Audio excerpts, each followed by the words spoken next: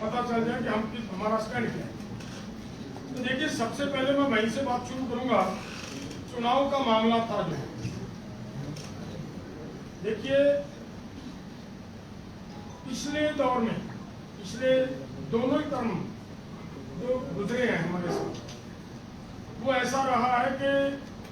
Bharatiya Janata party को, BJP को जिस तरह का बहुमत मिलता रहा और उन्होंने उस बहुमत का जो नाजायज फायदा उठाते हुए पूरे देश को जिस तरह एक तरह का अपनी ग्रिप में लेने का प्रयास किया, देश के साथ तरह तरह की बेइंसाफियां की, उनका परिणाम है कि इस बार जो हुआ, जो ये कह रहे थे कि अब की बार 400 पार की बातें कर रहे थे, लेकिन वो कहाँ पे बीजेपी से मिलकर आ गई कि वो 240 पे आ गई, स्पष्ट बहुमत का भी नहीं मिल रहा। आप उन लोगों को जिनकी पिछले समय में जिनके साथ होशियारियां चलाकियां करते रही हमारे ये नेता साहिबान, अब उन्हीं को हाथ पकड़ पकड़ कर अपनी बगल में बैठाने का प्रयास किया जा रहा है कि भाई आप यहाँ बैठ जाओ, आप यहाँ बैठ जाओ, हमें एक बार फिर मौका अगर मिल जाए तो एक तो ये बात है कि पूरे देश को इस बात का देश ने एहसास करवा दिया भाजपा को कि भाई एक समय आता है, उस समय में लोगों को अपनी बात रखने का मौका मिलता है। आपने बहुत समय अपने मन की बात रख ली है, अब लोगों के मन की बात है वो सामने आई है। जो 400 की बात करते करते 303 पर भी नहीं रहे और वहां पर घटकर कहां पे आ गए, 240 पे। और इसमें अगर और भी ध्यान दोगे तो जो ये किसान आंदोलन हुआ, और किसान आंदोलन में फिर से आपका सबका धन्यवाद करता हूँ, आप पूरी प्रेस ने जिस तरह से हमारे साथ हुई बेइंसाफी, हमारे ऊपर हुई धक्काशाही को पूरी दुनिया के अंदर वो हमारी बात को लेकर आप गए और उसके बाद माध्यम से पूरे देश को ये जागृति मिली कि देखिए इतनी बर्बरता से किसान शहीद कर दिया गया, 5 की आंखें चली गई, 433 जख्मी हो गए, 30-35 ट्रैक्टर तोड़ दिए। वहां जब ट्रैक्टर तोड़े जा रहे हैं किस तरीके से वो वहां पे मतलब थापियां मारी जा रहे हैं, किस तरीके से बोला जा रहा है, वो पूरे देश को आप सबने दिखाया। इसके लिए मैं फिर से आपका धन्यवाद करना चाह रहा हूँ। वो पूरी की पूरी सिनेरियो जो हुआ, उस समय की घटनाक्रम हुआ, उसको ध्यान में पूरे देश ने रखा और इनको सजा देने का काम किया। पिछले समय में इन्होंने ये भी प्रयास किया, पोलराइजेशन का भी प्रयास किया। पंजाब के अंदर भी आपने देखा है जिम्मेदार वर्सेस SC/ST करने का भी प्रयास किया, लेकिन लोगों ने ये समझ लिया था कि हमारा बड़ी लंबी लड़ाई लड़ने के बाद जो एक मजदूर का कानून बना था कि 8 घंटे काम करने के बाद उसको मजदूरी मिल जाएगी, आपने उसको भी तोड़कर जिस तरीके से वो कोड लेकर आए, 4 कोड लेबर कोड लेकर आए और किसान मजदूरों को 12 घंटे काम करना पड़ेगा, अब मजदूर प्रोटेस्ट नहीं कर पाएंगे, वो सब बातों को मजदूरों ने समझा और इनकी वो पोलराइजेशन की घटना जो इनका प्रयास था वो चल नहीं पाया। तो मैं एक बात आपके ध्यान में लानी चाह रहा हूं कि अगर आप पूरा इसको देखोगे, चेक करोगे, पिछले समय इनको जो हमारे ग्रामीण क्षेत्र थे, पंजाबी में पेंडू इलाके, वहां से 236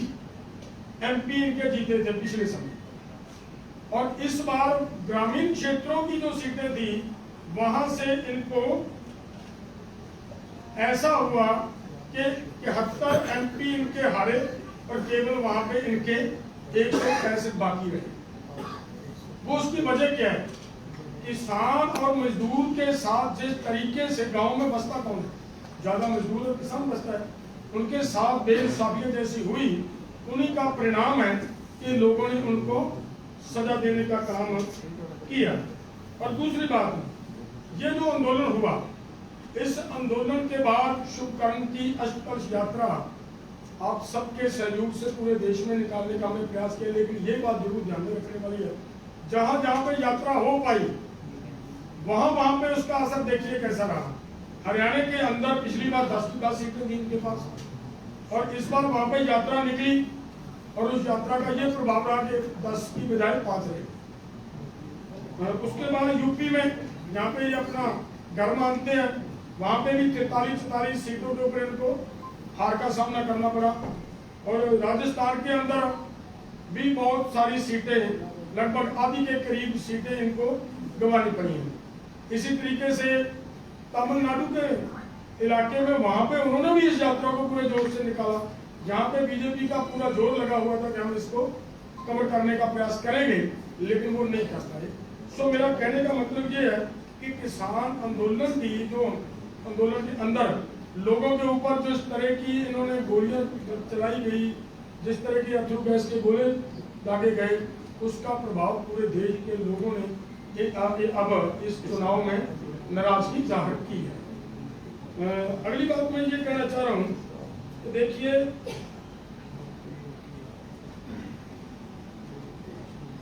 इसके ऊपर बाकी बात तो डिटेल से हमारे साथी बता देंगे। मैं एक बात कहना चाह रहा हूं, कल से जो दूसरा हमारा मुद्दा है जिसके ऊपर हम बात करना चाह रहे हैं, वो है एक लड़की,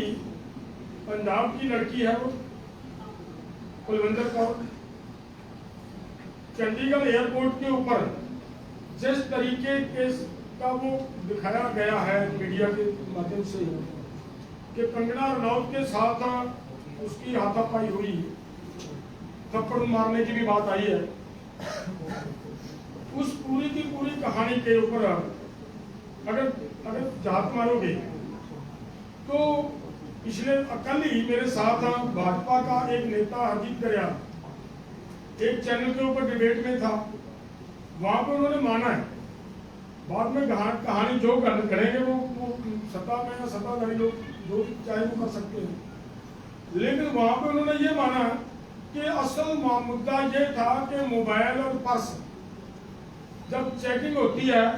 तो वो आप भी सबने एयरपोर्ट पर गए होंगे, बहुत सारे सभी ने सफर किया होगा, और वहां पे जब चेकिंग होती है सबका सामान निकलवा लिया जाता है। तो वो अगर वहां पे उन मुलाजमों ने उनको रोका कि भाई ये अपना सामान यहाँ निकालो, अगर वो सामान निकालने की बजाय वो उनके साथ अपनी दादागिरी या कहें, या मैं इसके बढ़कर और भी ये बात कहूँ कि उन्होंने MP बनने के बाद अपना VIP कल्चर वाली बात जो करी, असल डिस्प्यूट झगड़े की वजह यहाँ पे होगी, जो मैं मान रहा हूँ। जिस तरीके का हरजीत ग्रेवाल जी का वहां पे डिबेट में मेरे साथ बातचीत उन्होंने रखी, अगर ये हुआ तो मुझे लग रहा है कि उस लड़की का कोई दोष नहीं है, उसको खामखा फंसाने का प्रयास किया जा रहा है। उसने अपनी ड्यूटी निभाई है, ड्यूटी निभाते निभाते हो सकता है ये आपको और हम सबको पता है कि कंगना रनौत का जो उनका पिछला ट्रैक है, जिस तरीके की वो बोलती है, जिस तरीके की उसकी वर्डिंग है, उस वहां पे उनकी कहासुनी हुई हो, उस कहासुनी की वजह वो थप्पड़ हो और उसको बाद में पेश ऐसा करने का प्रयास किया हो कि भाई ये तो ये कहा गया वो कहा गया। उन्होंने वहां पे पता नहीं कितना आपको कुछ होगा, ये सब इन्वेस्टिगेशन का विषय है, उसमें वो चर्चा अभी करनी मेरा ख्याल ठीक नहीं कि समय से पहले कर रहे होंगे हम। अभी यहाँ से प्रेस कॉन्फ्रेंस के बाद हमारी कोशिश है कि DGP साहब के साथ हम दोनों फोरम में जाकर मिलेंगे, उनको ये बात कहेंगे कि किसी तरह का भी उस लड़की के साथ अन्याय नहीं होना चाहिए। मैं ये कहना चाह रहा हूं प्रेस के माध्यम से, देखिए अगर वो लड़की की बात को भी ध्यान में ले लें कि लड़की ये कह रही है कि इसने किसान आंदोलन के दौरान ये कहा कि जो लेडीज आ रही है 100-150 रुपया लेकर आ रही है, 200 रुपया लेकर आ रही है, अगर वो बात भी अगर मान ली जाए तो हमारी ही एक माता ने, हमारी ही एक बहन ने केस डाल रखा है, आज तक उसके ऊपर समनिंग तक नहीं हुई। अगर आज तक उसके ऊपर समनिंग तक नहीं हुई तो पूरे के पूरे सिस्टम की ये गलतियां अगर उसी समय उसके ऊपर समनिंग हो जाती, प्रशासन उसी समय सरकार उसके ऊपर संज्ञान ले लेती कि भाई ऐसा शब्द बोलना ठीक नहीं है, जो आप एक कम्युनिटी के लोगों के खिलाफ बोल रहे हो, तो मेरा ख्याल आज ये घटना ना घटे, इसकी जिम्मेदार वो सिस्टम है, वो सरकार भी है जिन्होंने उनको खुले छोड़ा कि आप जो चीज चाहे बोलो, बोल सकते हो। और आगे बढ़कर मैं ये भी कहना चाह रहा हूँ कि कल से उन्होंने उसके लास्ट में एंड में उन्होंने क्या बोला कि पंजाब के अंदर आतंकवाद है, यहाँ पे वखवादी है, ये फैल रहा है। मैं ये पूछना चाह रहा हूँ कि पंजाब के आप मीडिया वाले सभी भाई बैठे हैं, कभी कभी दिखा पंजाब के अंदर कोई आतंकवाद जैसी बात? सभी पंजाब के अंदर हिंदू, मुस्लिम, सिख, ईसाई सब मिलकर एक साथ रह रहे हैं, और ऐसे पंजाब के अंदर आकर पोलराइजेशन करके लोगों को, देश को एक रखने का दावा करने वाली पार्टी उस देश के अंदर ये जहर उगलने का जो काम किया, मैं ये चाहूंगा कि उनके खिलाफ इस तरीके की बोली बोलने की वजह के कारण मुकदमा दर्ज करना चाहिए। हमारी हाई कोर्ट को, हमारी सुप्रीम कोर्ट को तुरंत संज्ञान लेना चाहिए कि ऐसी तो जब कोई एमपी बन जाता है, देखिए एक कलाकार है, कलाकार भी एक रोल मॉडल होता है,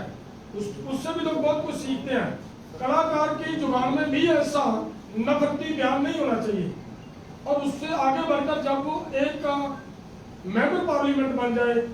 देश की एकता रखने के लिए उसके कंधों के ऊपर वजन आ जाए,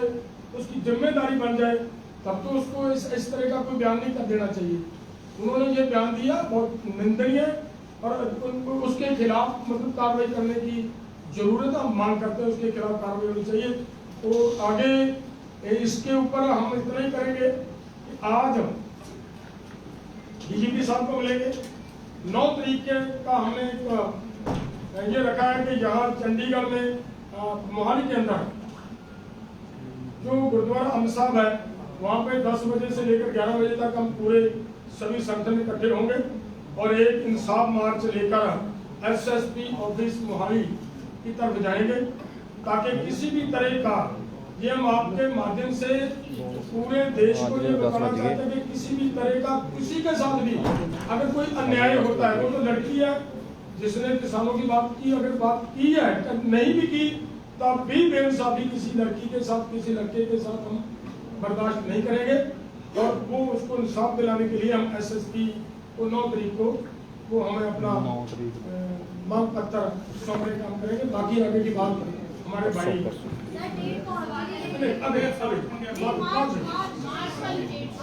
9 तारीख बोल दी है मैंने, आगे की बात सभी बोल रहे, क्वेश्चन का आगे क्वेश्चन का जवाब। हाँ जी, जड़ियां एरकी लोक सभा दी इलेक्शनां हुई ने, और असी पहले दिनों ये गल करते रहे हैं भी जिहड़ी भी सत्ता च कोई भी पार्टी होगी, पार्टी ना कोई रौला नहीं, सत्ता ना रौला हैगा। तो आह अंदोलन साडा दिल्ली सरकार ना है, जिहड़ी भी उत्ते सत्ता च पार्टी आ मोदी सरकार सी, ते अपनियां जिहड़ियां 11 मंगां आपां लैके गए सी, उन्हां मंगां नूं मनाउण दा सवाल सीगा। बहुत उपरवीआं मंगां जिवें एमएसपी, लीगल गारंटी कानून, किसानां मजदूरां दा कर्जा, मजदूरां वास्ते 200 दिन रोजगार, 700 रुपया दिहाड़ी, WTO तो भारत बाहर आवे, इतिहास, बहुत सारियां मंगां सीगियां। सरकार ने मंगां ते तां की गौर करना सीगा, जबर ते आई साडे खिलाफ ते लगभग 13 फरवरी तो मोर्चा वा। ਅਸੀਂ ਤੁਹਾਡੇ ਸਾਹਮਣੇ ਉਦੋਂ ਦਾਅਵੇ ਕਰਦੇ ਸੀ ਵੀ ਜਿਹੜੀ ਸਰਕਾਰ ਕਿਸਾਨਾਂ ਨੂੰ ਗੋਲੀਆਂ ਮਾਰ ਕੇ ਸ਼ਹੀਦ ਕਰੂਗੀ, ਜਿਹੜੀ ਸਰਕਾਰ ਐਸਐਲਆਰ ਦੀਆਂ ਗੋਲੀਆਂ ਚਲਾਊਗੀ, 12 ਬੋਰ ਦੀਆਂ ਗੋਲੀਆਂ ਚਲਾਊਗੀ, ਜਿਹੜੀ ਸਰਕਾਰ ਰਬੜ ਦੀਆਂ ਗੋਲੀਆਂ ਚਲਾਊਗੀ, ਜਿਹੜੀ ਸਰਕਾਰ ਇਸਰਾਇਲ ਦੇ ਮੰਗਾਏ ਡਰੋਨਾਂ ਤੋਂ ਸਾਡੇ ਤੇ ਸ਼ੈਲਿੰਗ ਕਰੂਗੀ, ਉਹਨੂੰ ਸਾਨੂੰ ਨਹੀਂ ਲੱਗਦਾ ਵੀ ਦੇਸ਼ ਦਾ ਕਿਸਾਨ ਮਜ਼ਦੂਰ ਦੋਹਰੇ ਸੱਤਾ ਤੇ ਲਿਆਉਣ ਦੀ ਗੱਲ ਕਰੂਗਾ। ਭਾਵੇਂ ਵੋਟਾਂ ਦਾ ਸਾਡਾ ਕੋਈ ਸਬੰਧ ਨਹੀਂ ਸੀ, कोई भी जबर नहीं जमता है। सरकार को किसान मजदूर